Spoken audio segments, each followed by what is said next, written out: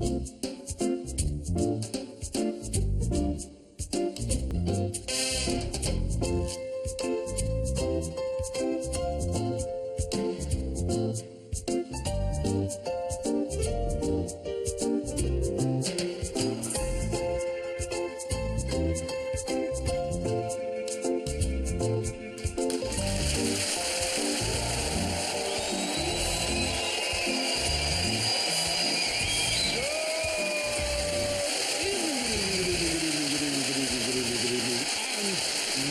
to QI and to an evening of levity. Let's see who's got the light stuff. The light fantastic Sue Perkins. Light-footed Josh Widdicombe. The lightly armed Frank Skinner. And the lights on, but nobody's home. Alan Davies.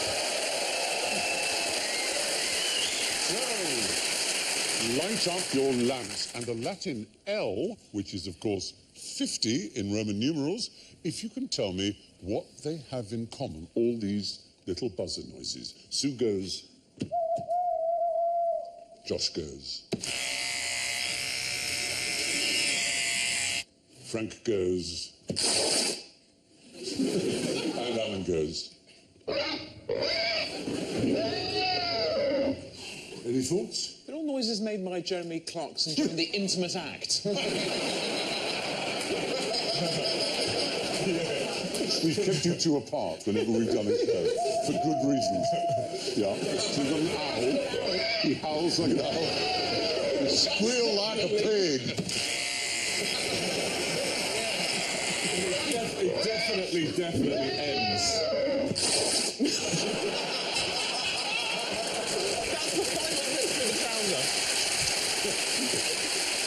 It's hard not to say that when you Richard Hammond pops out. That's the final rip of Stonewashed Denim, isn't it, that noise? Would it help if I said it was L for law? Law with a W, not an O-R-E. No. Jewish law, she's known as for eating. For kosher. Kosher, yeah. And I said levity was our theme. Leviticus. So shellfish and... Well, we didn't hear any shellfish. No, we didn't. No. Unless I wasn't sure about an owl, yeah, a beard being shaved, the rending of cloth, and a pig. So they're all things prohibited. Anything to do with a pig is forbidden. Yeah. Brian Blessed, don't do No, Brian Blessed is not kosher. No. So that's what they have in common. All your buzzers are forbidden by Jewish law. That's very awkward because I'm Jewish, so I can't take part in this one, that's for sure. Also, if I were to go around and say, Josh, and have sex with you, just on the top of my head, yeah. that would also be... That's not the bit I had an issue with. That would be an kosher sex. I've never heard of kosher sex. That would be an abomination, according to Leviticus. So, they're all things that are forbidden in the book of Leviticus. You mustn't eat an owl, trim your beard, tear your clothes, or have anything to do with a pig. Sorry. No, what does it mean, nothing to do with him? What if he comes up to you, just have to go... You have to shun him, Blanket. Sorry, mate, not interested. Yeah, like a chugger in the street. Send you on your phone. Sorry. One of our questions tonight is lightly lavatorial. See if you can flush it out by going for a spend a penny bonus. All you have to do is brandish your baton and buzz your buzzer. And there are lots of points for it. Lots. It's really worth risking that the answer might be something lavatorial. But first, here's a lark. You each have a balloon, as I do. Ooh. And what I want you to do is it's a levitation trick. It's all to do with static electricity, as you might have guessed. Well, the idea is to... Oh, that's already... Whoa, that's... Oh, no, that isn't... Oh, no! Yes!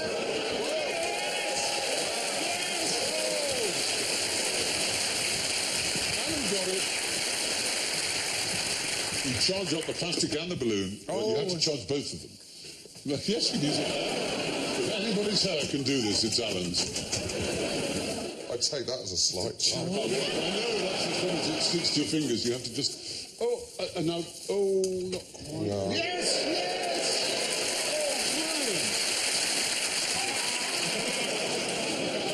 Oh, brilliant! Patting the goon in The Prisoner there. Very good. Do you know... The sort of fatal thing they get in Star Trek when they didn't have any money. Oh, put some music on it. Or in the red top. Thank you, Alan. We can show you now Zara, one of our runners, who turned out to be rather a master of this art, or mistress, whichever you prefer. Here she is. No. Yeah. That's weird. Burn her! Is that not... Is that not just the draft from the balloon? Yes, yes. Well, it looks a bit like it, but actually, if you try that without having charged them, it won't do that. Up? That's a bit It's the Black Theatre of Prague. Yeah. The fact is, yeah, scientifically you should be able to do it repeatably and predictably, but it's quite hard. But I promise you this, I will show you, before this evening is over, a levitation effect that will blow your socks off. Not literally, but will really impress you. That's going to come. Meanwhile, what's the funny thing about lightning?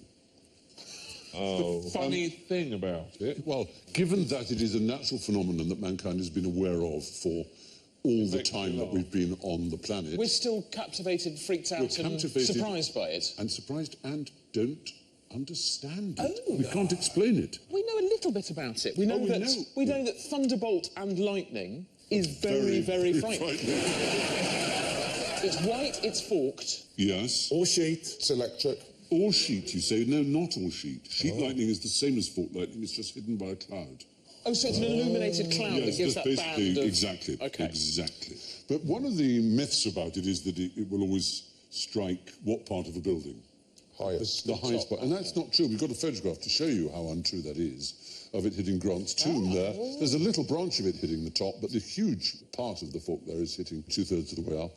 Half of lightning goes up from the ground, and about 300 feet up, they meet each other. I know it's weird. Yes. So lightning goes upwards? Oh, yes, absolutely. Wrong. No. 90% of strikes on the Empire State Building, for example, are ascending strikes rather than descending strikes. I know it seems astonishing, but photography allows us to see this phenomenon of it coming up from the ground and meeting with sky forks. My dad used to, whenever there was lightning, we had to open the knife drawer and put a tea towel over the knives and forks to avoid it coming through the window and striking, and turn the TV off. It's the only time the TV was ever turned off. It's quite a big... Is that not doing it? You'd open the drawer to cover it with the tea... No, there's something about the tea... You know, tea towels have got that earthing quality. Did you not have anything else that was metal? No, I think that's all we had. Can I say we had no piercings, you know? How can lightning be beautiful? Can you picture a beauty that comes from lightning? I mean, obviously, there's something stark and amazing about photographs of lightning, which is not unbeautiful, but actually the effect of lightning can be staggeringly beautiful. Oh. It's called a Lichtenberg figure, after a very remarkable scientist called Lichtenberg, and he noticed when people had been struck by lightning, there was a very remarkable... yeah, and he... and if you can see it here, and you can see pictures of it there, I'm holding one. That's a Boltzmann. This is artificially produced, and it's like a beautiful ferny kind of thing. You'd get that level of detail, would you, on the skin? Absolutely. We'll show it on the human skin. There. It actually has rather beautiful nipples as well. Yeah. It's not. Do you know what? It's not a price worth paying, though, for that, is it? No. It looks like a tattoo where there's a plant on the side of his face. Yeah. Down the back there's a massive pot. Yeah. Does that remain like that? Let's just say one wouldn't throw it out of bed. Actually, that would be cruel. She's been struck by lightning. Let's all just say that. Yeah, so, from lightning to lighthouses. How many men does it take to crew in a lighthouse? Crew in? Work it? Yes, crew it. Oh, yeah, go on. It's 0 these days. You're right. These days it is 0, but we're talking about the past. How many used it to be before they were automatic? 1. Well, no. 2. The fact is, it always used to be 2 in the early days of the lighthouses, until something rather unfortunate happened off the coast of Pembrokeshire, where Thomas Howell and Thomas Griffith, whom you would never guess were actually Welsh. And they were a two-man team in 1801, and they were known to quarrel. And unfortunately, Griffith fell ill and died. And Howell was rather worried because he thought people might imagine he killed him, so he wanted to preserve the body, so he made a sort of wooden coffin and lashed it to the outside of the lighthouse. And unfortunately, a storm arose and smashed this coffin, and so the hand of Griffith started waving as if beckoning Howell. And Ship started thinking, oh, that person's calling us over there. By the time, weeks later, he was relieved of his duty, he had gone almost insane. People didn't recognise him. He was described as just about demented because he'd just wanted to keep the body to prove that he hadn't killed it. So he went mad because he was frightened because of the corpse was flailing he around. was frightened that people would say, oh, we all know that you had rows with him and you killed him. And so he wanted to keep the body as fresh as possible to show that it hadn't been poisoned or beaten. But of course, by lashing him to the I think that makes him look more guilty. It does. No, it's most unfortunate. He killed him. But people believed him. It's a kind of quite a niche scenario that you've gone, well, in case that happens again, we should get another person in. I know, it doesn't make sense. It's like... I'm only here in case one of you two killed each other. Don't lash him to the side, because his arm will do that. I've seen it before. Sorry, I did kill him in the night. Oh, you idiot. It does seem potty, I grant it. Who's the most famous person who kind of kept a lighthouse? What about Grace Darling? That's the one we're Who I after. think her dad was the lighthouse keeper. Her dad was the and lighthouse there was a keeper. shipwreck and she rowed bravely out. And there she is saved in many Lady lives. Bird book fashion, doing exactly that, looking utterly transcendently beautiful and lovely. She's completely dry. Just... Yeah. Just thinking, God, his arm! Yeah. It was in 1838, on a stormy night off the coast of... Which part of Britain did she come from? Do you remember? Scotland? A bit further down. I thought it was your end, wasn't it? No, it wasn't Cornwall. It was Northumberland, or the Northumbrian coast. She was awarded the Gold Medal of the Royal Humane Society, and she was sent £50 by Queen Victoria, and poems written about her by William Wordsworth, Algernon Swinburne, and even more excitingly, William McGonagall, which is fantastic. And she had crowds of tourists flocking to see her. She was the celebrity of her age. They rescued 9 survivors from a shipwreck off the Northumbrian coast, which was what made her a hero, or heroine. Well, there you are. They had 3 men in every lighthouse in case one of them died and gave the other the willies. What's the most famous lighthouse? It's legal now, it's fine, it's legal. What is the most famous lighthouse in the world? I don't know. The one on the Needles is very famous. Needles is quite famous, yeah. I mean, there was one that was one of the 7 wonders of the world.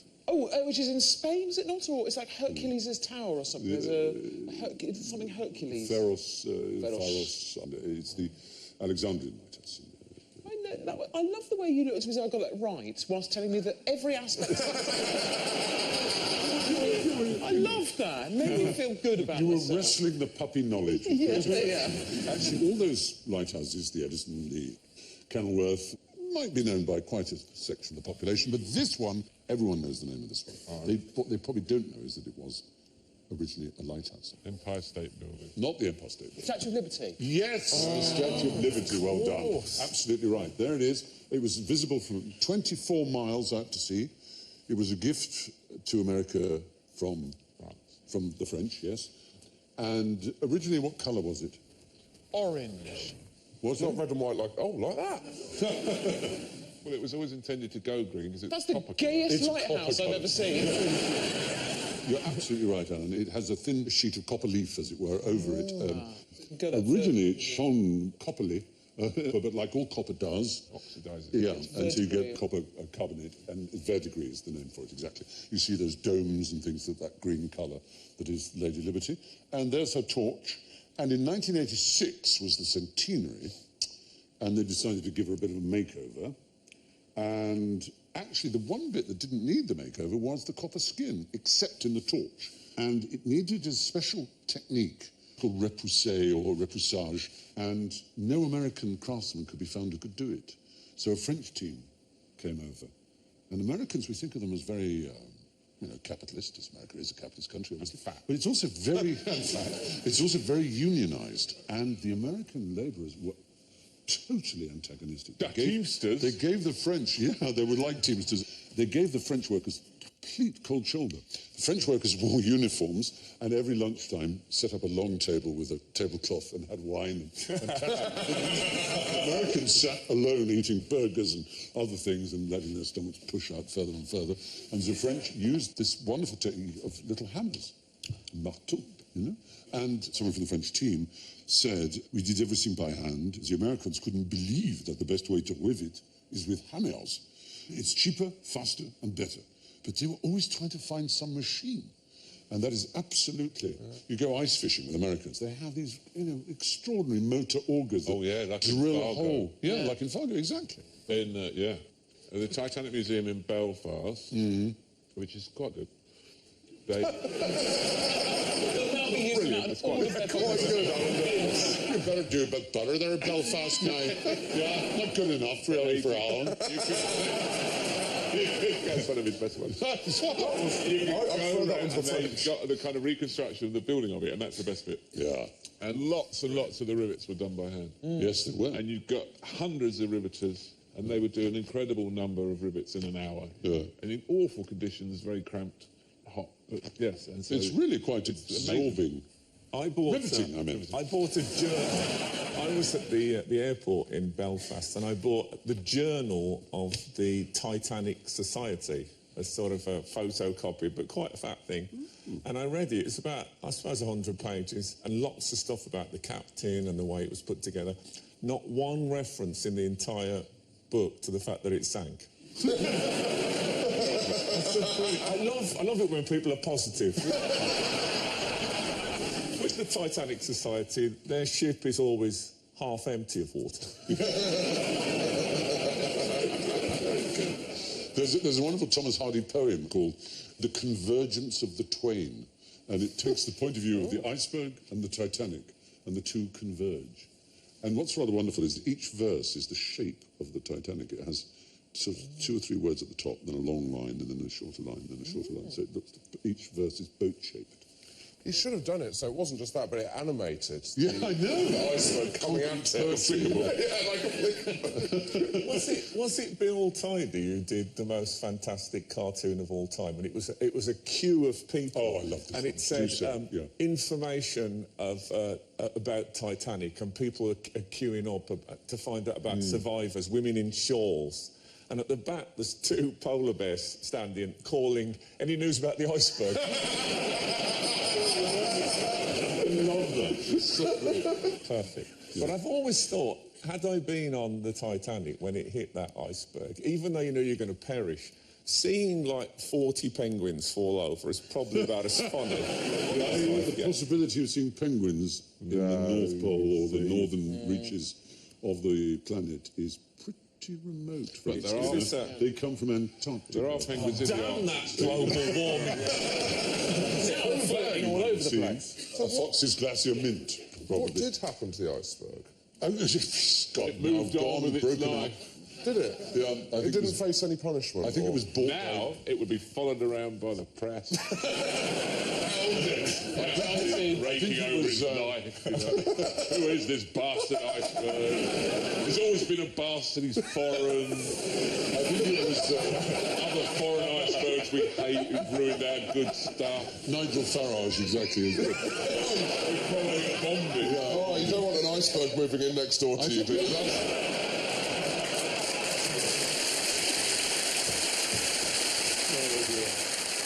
Anyway, the Statue of Liberty used to be a lighthouse, and in those days it was brown, nice and light relief. What's the most interesting thing you can do with a sausage? Well, she's used hers for a hairpiece. Boiled that round. A lovely little, yeah. What's the most interesting thing? It's got to be something to do with the loo. with the loo. It's got to be. Yes. I'm going to give you the points because there is a way, which is very lavatorial, in which you can improve a sausage, which is quite interesting and very surprising. What, poo in it? Yes. Oh, come on. Really? Baby feces in a sausage will improve a sausage. Now, I've been throwing them away. Bear with me You here. need to get some casings and eat down, right? Bear with me here. Right. According to a study in the journal Meat Science, M-E-A-T Science. You make sausages healthier by adding bacteria extracted from babies' feces. Now, the point is, many sausages, pepperoni... in laboratories, for God's sake. What they try and do is improve things for us to make us healthy. And pepperoni and salami are made with bacterial fermentation. And the best way you can do that is to use what are known as probiotic bacteria, i.e. bacteria that is said to be good for you. And oddly enough, this Catalonian team decided that one of the best types would be baby feces because by definition they would have passed through the human system and passed out again, and because baby feces are easy to obtain. In fact, the study used nappies provided by mother and baby Still don't make it right. groups. Professional tasters confirmed that sausages tasted the same. Who does that for a living? I know.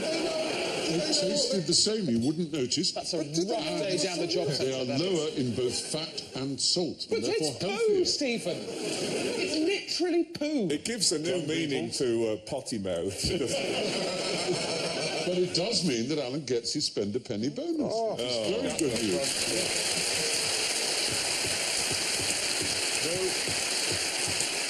In fact, that was a supplementary question, because the original question involved the use of sausages in history. Sausages such that a country, where we showed you a photograph that shows a country that is really fond of sausages. Germany. Yes. It's so useful with the sausages for Germany at a particular time in history that people were banned from eating them, and they were banned in Poland, in Austria, in northern France. Were they using them as part of the war effort? Yes, World War I. The Germans had a very impressive weapon which terrorised London. The Bratwurst lasso. They get human head off at 100 The pieces. Zeppelin is exactly right. The Graf Zeppelin, the Count Zeppelin invented this. Are you saying that's one enormous sausage? They flew and they dropped baby excrement over London. What made it lighter than air?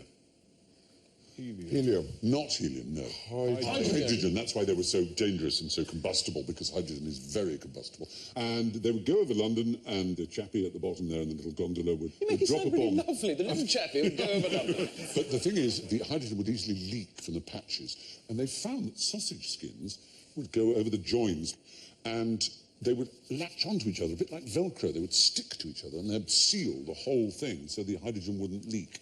Well, now, Got more bad news for pigs. it was cattle rather than pigs. It was beef sausages. So they would just fly like an apocalyptic cow balloon over the top of London and just drop. Bullets would go through, and there wouldn't be enough to bring it down. And it took 2 years for the British to learn how to use incendiary bullets to cause the hydrogen to blow up. Were they ever struck by lightning? Yes, 3 Zeppelins were downed by lightning. Yeah, how about that? That's brilliant. It shows that God was on our side.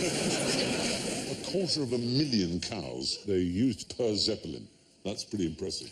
So 250,000 cows went into the making of a Zeppelin. Which is why they had to stop the Germans, the Austrians, the Poles, and those in northern France at the time from getting their sausage. What a shame they didn't do a big cow's face on the front of it. No, They just don't have those artistic flourishes, the Germans, do they? Everything's very functional. That was my problem with the Nazis. We spoke earlier about lightning and the Empire Strikes Back. Confusing me, you're driving me into the Empire State Building. What's the connection between the Empire State Building and big dirigible balloons? It was a mooring place. Yes, a mooring place. They originally thought that they'd be able to land passengers on the top. Yeah. This is that picture. One of these did actually moor itself in 40-mile-an-hour winds. What they needed for to a few minutes. They needed to rob the top of it with a towel. Somebody robbing the airship. That would have done it. And what is the mast for? I mean, do you know what the The mast mast is? was only there to be taller than the Chrysler Building. You're absolutely right. And the Chrysler Building...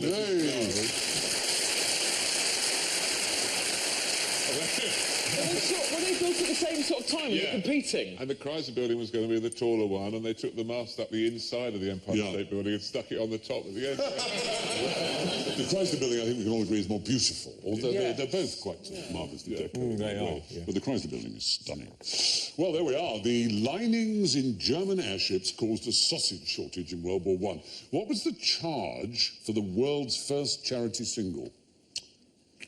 not going to be Band-Aid, is the clue in charge? Yes, it certainly The is. charge of the light brigade. Well done, you. the Absolutely. charge. So that's the beginning of the puzzle opened up. So how can the charge of the Light Brigade have anything to do with the charity single? You can't really release. They didn't release a single. Well, not a single, as it wasn't called a single in those days. Tennyson, there are cylinder recordings of Alfred Lord Indeed. Tennyson. So Yep. maybe he read The Charge of the Light Brigade on He may onto have done. cylinder. His voice, I am Alfred Tennyson. You do hear that, absolutely. He did live into the age of the phonograph, as it was then called.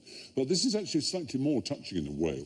There was actually a bugler who recorded the charge, which is a particular call on the bugle, and he was himself a survivor of the charge of the Light Brigade, and I'll give you all the full details of it. He plays the charge that he blew on the day, on a bugle, was used at Balaclava, which had also previously been used at Waterloo. It's a heck of a historic There's a bugle. pedigree, yeah. It was recorded as a charity single to raise money for veterans of the charge who had fallen on hard times. And we can The play last it. thing they want to hear, though, isn't it? Oh, well, they didn't listen to it. Oh, my God! You can hear it now.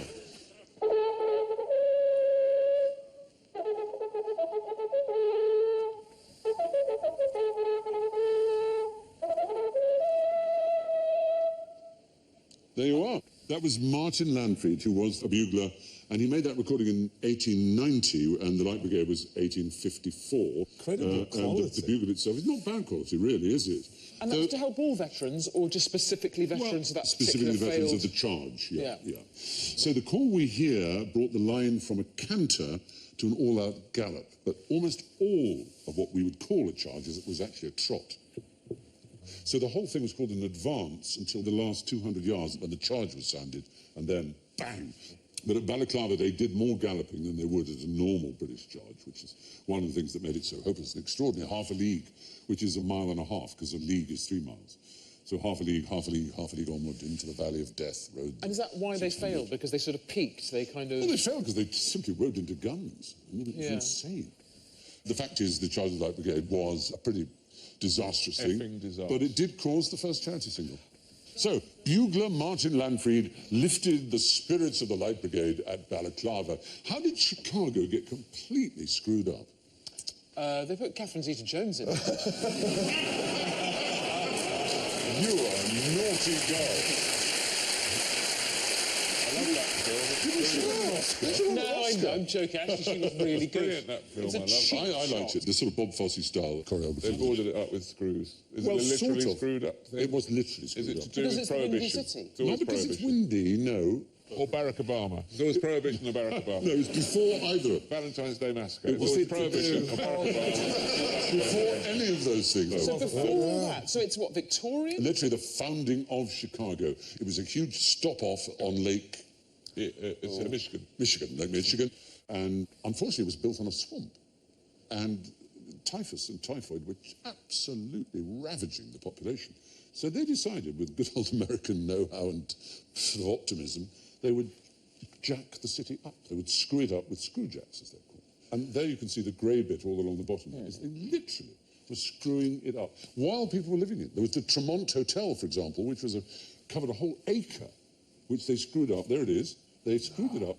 And they didn't even close the hotel while it was being lifted up off the ground. And underneath, in the space, the crawl space, you might say, they put sewage and fresh water and so on.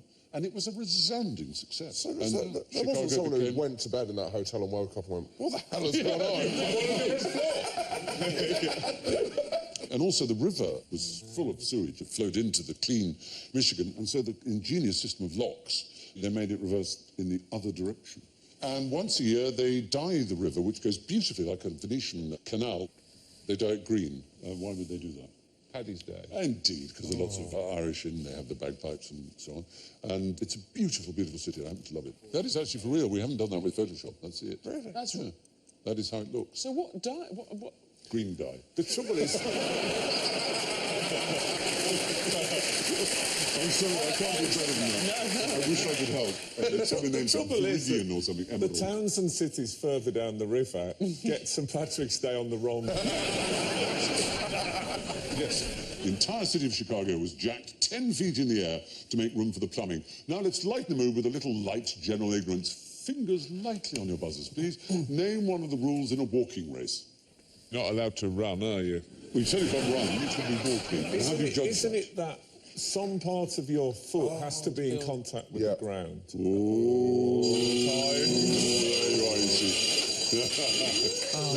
Are those shorts strictly legal, though? No, there's a little bit of swing. Just cover that with your hand. Oh, dear. Oh, that's really... Please make that stop.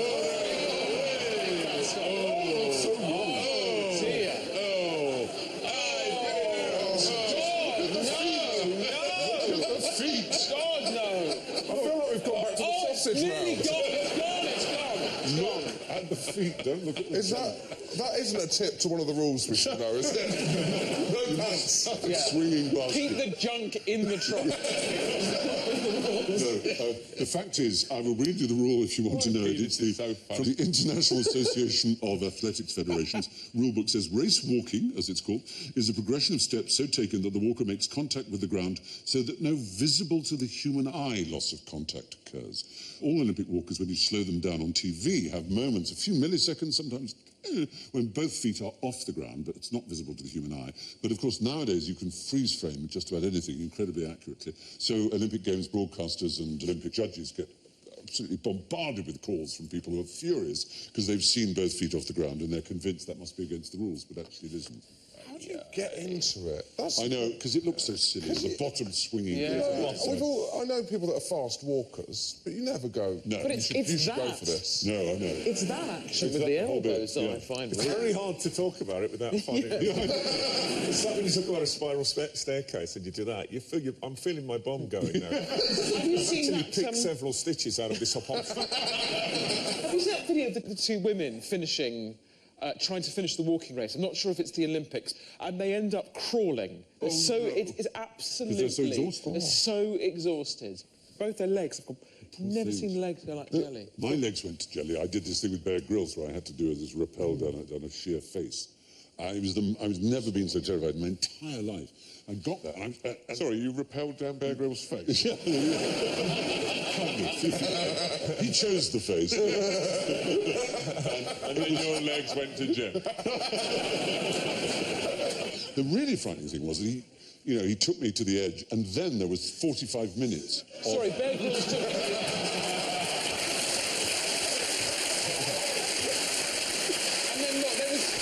There was a tantalising 45 minutes. I mean, that's a wait. That is a wait. That's high tensile, that is. So sorry. Yeah. Just to be on the cusp of 45 minutes. There was 45 minutes of crew talking about safety things and about the sound people hiding themselves in nooks and crannies so that a helicopter shot could go round. Top draw porn. But Don't get many aerial shots, do you? On red so once I got down this sheer face, I found my legs had completely go. Just gave way. I couldn't stand. So I had to arse luge all my way down. And it ripped the entire outer layer of trousering. Did it sound like this? Yes. Anyway, That's why dogs don't wear trousers. it was terrible. Anyway, race walking is often seen as a comical event. Someone once described it as like having a competition to see who can whisper the loudest. Now, here's the crew of the International Space Station. Why are they weightless? Because they're in zero gravity. Oh, dear.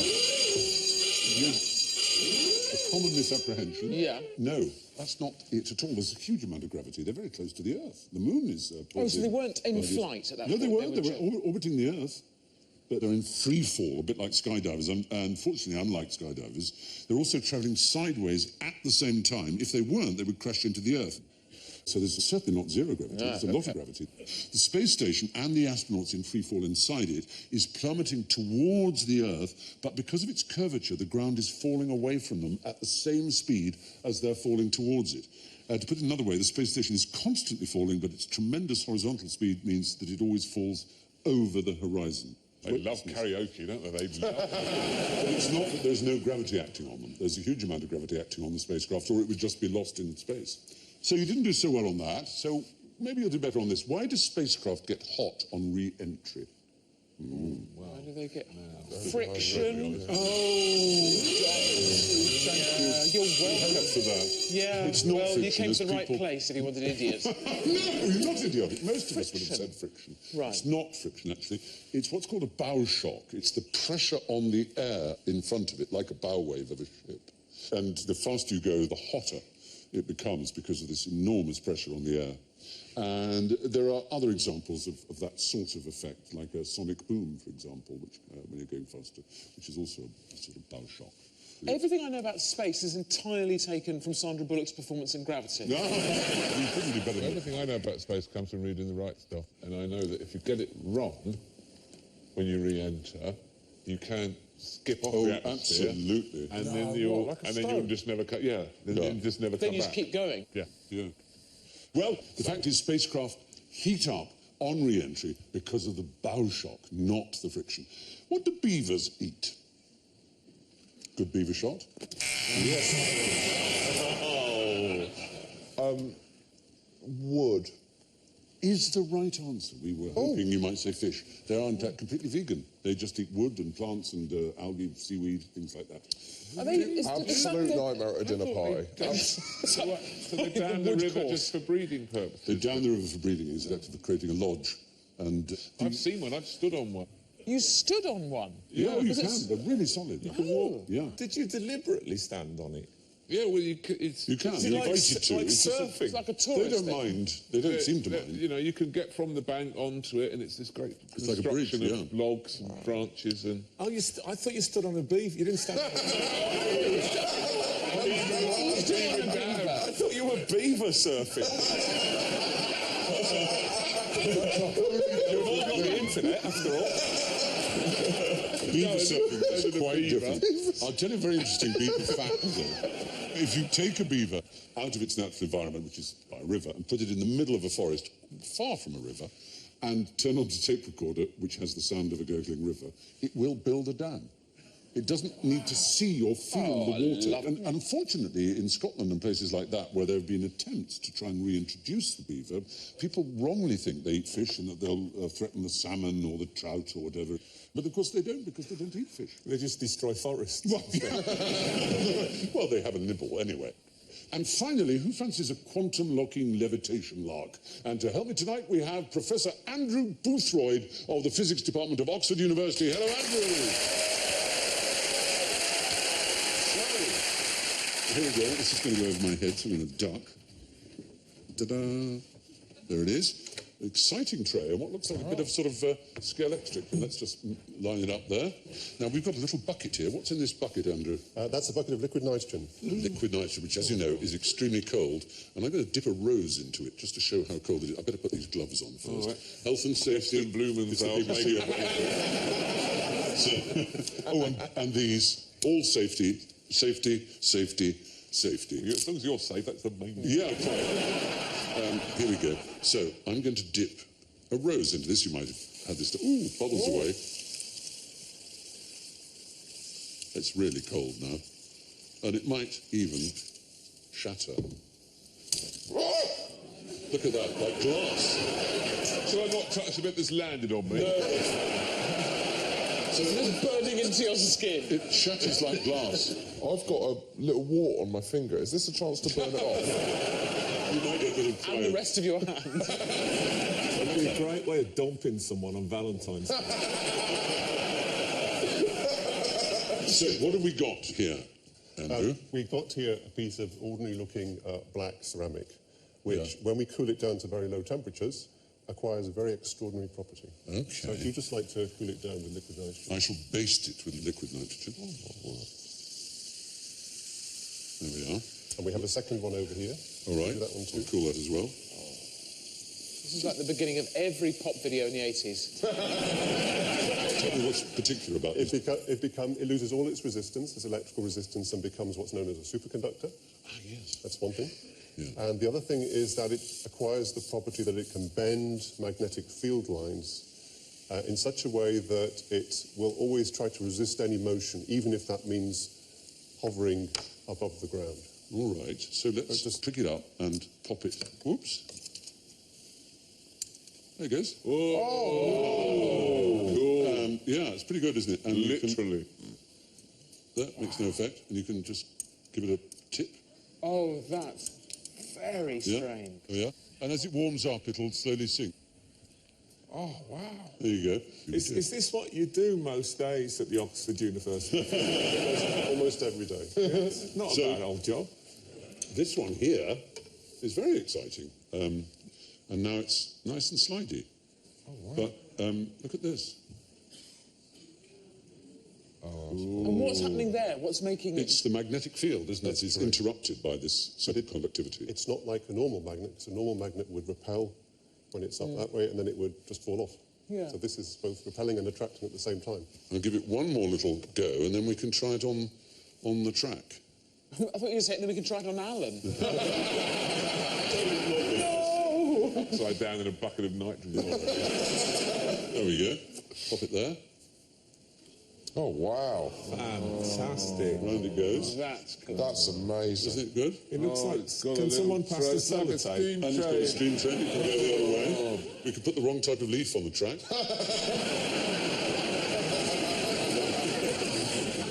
And is this going to get us to Mars? That's the main Well, question. what do you think, Andrew? Are there any practical applications we can think of? Well, you could use it as a piece of transport like that, but it's quite expensive because of the cost of cooling the nitrogen. Oh, right, so it's not efficient. But if we could find a superconductor that worked at room temperature, then it would be viable.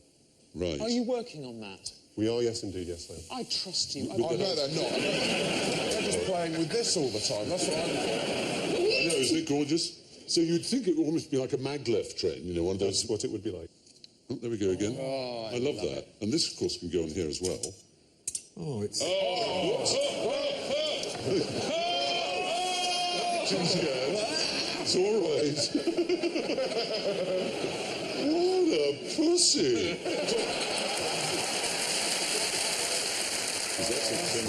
everyone. That actually... Boing. it's Unfortunately, this one is less insulated and it'll probably get... It's stopped It's doing pretty well. Oh, my God, that's coming for me. Cool. Oh, there you go. That'd be like the best Christmas present in the world. So you need... What is the magnet made of? It's rather exciting names. Boron and... The magnet is made of neodymium, iron and boron, and that's what the track is made of. Neodymium. Neodymium and iron and boron. Wonderful. The Very good superconductor element. is made of gadolinium, barium, copper and oxygen. But you can just use sticky back plastic, filling it with bottle. Well, there you have the miracle that is quantum levitation. Thanks to Andrew Amazing. Boyd for his work. Thank you so much.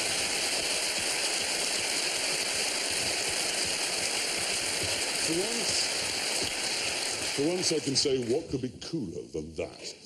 That's all the levity we've got time for, so let's have a look at the scores. It's very exciting. I'm afraid bringing up the rear with minus 14 is Sue Perkins. With minus 7, in third place is Frank Skinner.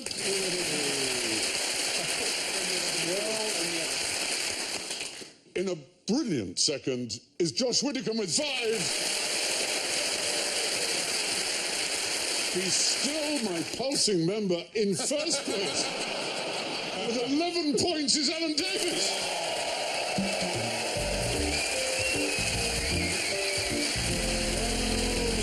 Thanks for watching and good night from Sue, Frank, Josh, Alan and me. We leave you to ponder upon the last words of the French satirist François Rabelais in 1553. These were his dying words. I have nothing, I owe much, the rest I leave to the poor. Good night.